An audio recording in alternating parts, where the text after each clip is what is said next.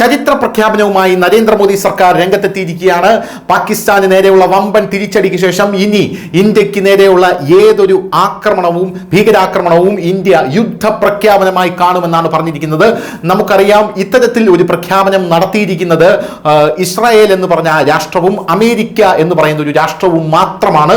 ഇതിനിടയിലാണ് ഇപ്പോൾ ഇന്ത്യ പറയുന്നത് നമുക്ക് നേരെയുള്ള ഇനി ഏത് തരത്തിലുള്ള ആക്രമണവും അത് ഭീകരാക്രമണം, ഏത് തരത്തിലുള്ള ഭീകരാക്രമണവും അത് നമ്മുടെ രാജ്യത്തിന് നേരെയുള്ള യുദ്ധ പ്രഖ്യാപനമായി കാണും എന്നുള്ളത്. പാകിസ്ഥാൻ ഇന്ത്യക്കകത്ത് ഇനി ഏത് തരത്തിലുള്ള ഭീകരാക്രമണം നടത്തിയാലും ലോക രാജ്യങ്ങൾക്ക് മുമ്പിൽ അത് ഞങ്ങൾക്ക് നേരെയുള്ള ഒരു യുദ്ധ പ്രഖ്യാപനമാണ് പാകിസ്ഥാൻ നടത്തിയത്, അതുകൊണ്ട് ഞങ്ങൾക്ക് തിരിച്ചടിക്കാനുള്ള എല്ലാവിധ അവകാശങ്ങളും ഉണ്ട് എന്ന് ഇന്ത്യ ഇപ്പോൾ ഉറപ്പിച്ച് പറയുകയാണ് എന്നുള്ളതിന്റെ ഏറ്റവും വലിയ ഒരു പ്രഖ്യാപനം, ഒരു പ്രസ്താവനയാണ് നമ്മുടെ മോദി സർക്കാരിന്റെ ഭാഗത്തു നിന്നും വന്നിരിക്കുന്നത്. ഇങ്ങനെ ഒരു പ്രസ്താവന നടത്താൻ രാജ്യം ഭരിക്കുന്ന സർക്കാരിന് നട്ടെല്ല് വേണം എന്നുള്ളതാണ് പ്രധാനപ്പെട്ട ഒരു കാര്യം എന്ന് പറയുന്നത്. ഇപ്പോൾ കേന്ദ്ര സർക്കാർ ആ തീരുമാനം എടുത്തിരിക്കുന്നു. വേറൊരു സുപ്രധാനമായിട്ടുള്ള ഒരു കാര്യം എന്ന് പറയുന്നത് ഒഡീഷ അടക്കമുള്ള സംസ്ഥാനങ്ങൾക്ക് വലിയ രീതിയിലുള്ള ജാഗ്രതാ നിർദ്ദേശമാണ് ഇപ്പോൾ നൽകിയിരിക്കുന്നത്. രാജ്യത്തിനകത്ത് വലിയ രീതിയിലുള്ള ഒരു സ്ഫോടനമോ ചാവേർ ആക്രമണമോ ഉണ്ടാകാൻ സാധ്യതയുണ്ട് എന്നതിനെ തുടർന്നാണ് ഈ സംസ്ഥാനങ്ങൾക്കെല്ലാം വലിയ ജാഗ്രതാ നിർദ്ദേശം ഇപ്പോൾ നൽകിയിരിക്കുന്നത്. നമുക്കറിയാം, പാകിസ്ഥാൻ ഇപ്പോൾ വലിയ രീതിയിൽ കാഷ്വാലിറ്റി നേരിടുന്നു. പാകിസ്ഥാൻ ചരിത്രത്തിൽ ഇതുവരെ കണ്ടിട്ടില്ലാത്ത തിരിച്ചടിയാണ് ഇപ്പോൾ പാകിസ്ഥാൻ നേരിട്ടുകൊണ്ടിരിക്കുന്നത്.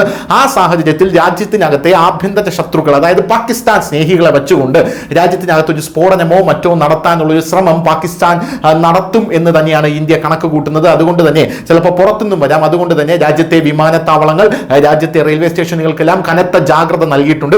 കഴിഞ്ഞ ദിവസം ഉത്തർപ്രദേശിൽ സ്വിച്ച് ഇട്ട പോലെയാണ് യോഗി ആദിത്യനാഥ് അവിടെ റോഡുകളിലും മറ്റും പരിശോധന കർശനമാക്കിക്കൊണ്ട് രംഗത്തെത്തിയത്. ജനങ്ങളെല്ലാം അമ്പരന്ന് പോകുന്ന ഒരു കാഴ്ചയായിരുന്നു കഴിഞ്ഞ ദിവസം ഉത്തർപ്രദേശിൽ നടന്നത്. എല്ലാ സംസ്ഥാനത്തും ഇത് നടക്കുന്നുണ്ട് എന്നുള്ളതാണ് പ്രധാനപ്പെട്ട കാര്യം.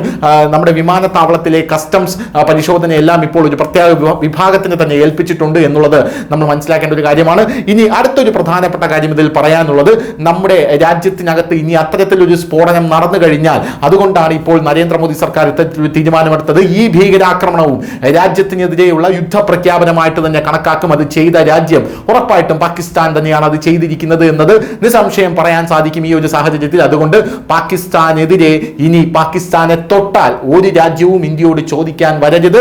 ഇന്ത്യക്ക് അത് വിശദീകരിക്കേണ്ട ബാധ്യത ഉണ്ടായിരിക്കില്ല. കാരണം ഇസ്രായേൽ മോഡൽ അമേരിക്ക പറയുന്നത് പോലെ ഞങ്ങൾ പറഞ്ഞിട്ടുണ്ട്, ഞങ്ങൾക്ക് നേരെയുള്ള ഏത് ഭീകരാക്രമണവും ഇനി നമ്മുടെ രാജ്യത്തിനെതിരെ നടത്തുന്ന യുദ്ധ പ്രഖ്യാപനമാണ് എന്ന്.